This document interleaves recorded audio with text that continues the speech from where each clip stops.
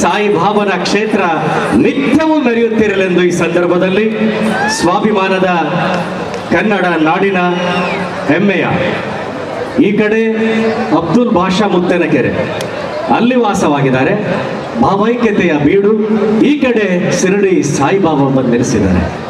ಇಂಥ ಪುಣ್ಯಕ್ಷೇತ್ರದಲ್ಲಿ ಇವತ್ತು ಸಾಯಿಬಾಬರ ಜಾತ್ರಾ ಮಹೋತ್ಸವ ಬಹುಶಃ 3 ದಿನದಿಂದ ನಿರಂತರವಾಗಿ ಕಾರ್ಯಕ್ರಮ ನಡೀತಾನೆ ಇದೆ. ಈ ಒಂದು ಕಾರ್ಯಕ್ರಮಕ್ಕೆ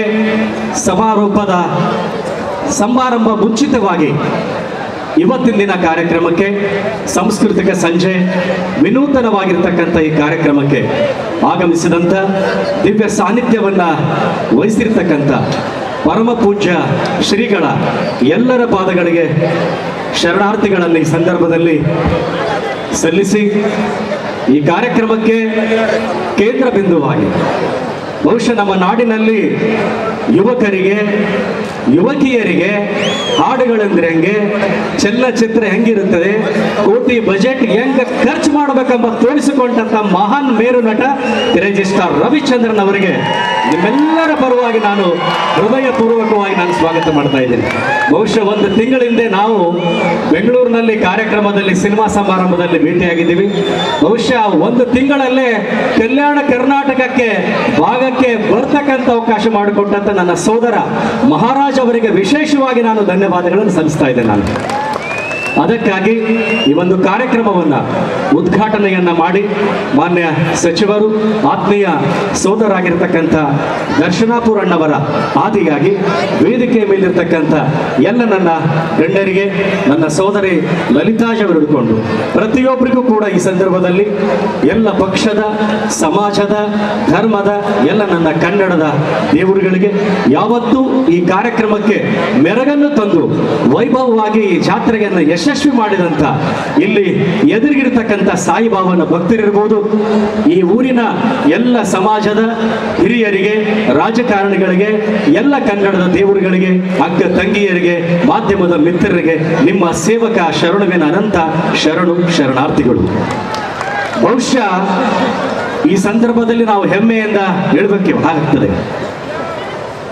ಆಗಿನ ಕಾಲದಲ್ಲಿ ರಾಜ ಮಹಾರಾಜರು ಧರ್ಮ ಪೀಠಗಳನ್ನ, ಗುರು ಹಿರಿಯರನ್ನ ಪ್ರೀತಿಸಿ ಗೌರವಿಸಿ ಧರ್ಮೋ ರಕ್ಷತಿ ರಕ್ಷಿತ ಕೆಲಸವನ್ನ ಮಾಡ್ತಾ ಇದ್ರು.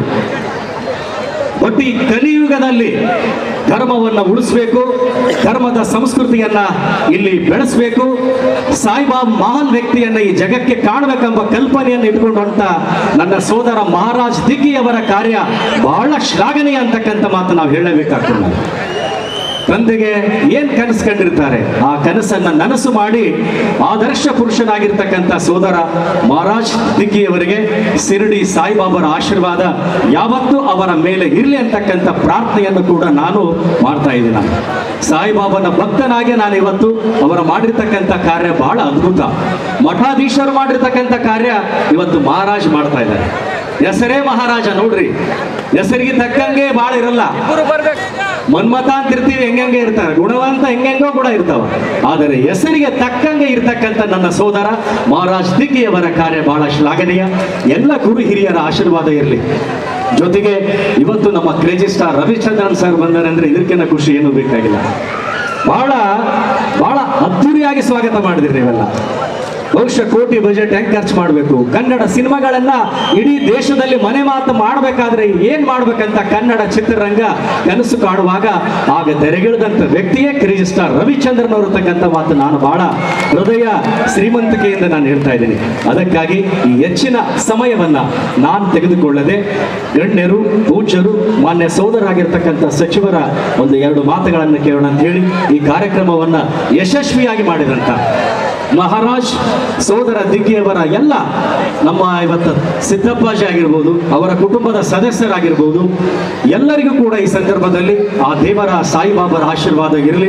ಈ ಕಾರ್ಯಕ್ರಮ ಎಲ್ಲರೂ ತಾವು ಯಶಸ್ವಿ ಮಾಡಿಕೊಟ್ರಿ. ನಿಮ್ಮೆಲ್ಲರೂ ಕೂಡ ಆ ಕಾರ್ಯಕ್ರಮದ ಪರವಾಗಿ ಹೃತ್ಪೂರ್ವಕ ಧನ್ಯವಾದಗಳನ್ನು ಸಲ್ಲಿಸಿ ಈಗ ಮಹಾರಾಜ್ ದಿಗ್ಗಿಯವರಿಗೆ, ಸೋದರ ಸಿದ್ದಪ್ಪಾಜಿ ಅವರಿಗೆ, ಸೋದರಾಗಿರ್ತಕ್ಕಂಥ ಕ್ರೇಜಿ ಸ್ಟಾರ್ ರವಿಚಂದ್ರನ್ ಸರ್ ಅವರಿಗೆ ಆ ಚನ್ನಬಸವೇಶ್ವರ ಸಂಸ್ಥಾನ ಗದ್ದಿಗೆಯಿಂದ ಶಾಲನ್ನು ಹಾಕಿ ಗೌರವಿಸ್ಬೇಕಂತ ನಾನು ಮಾಡಿದ್ದೀನಿ.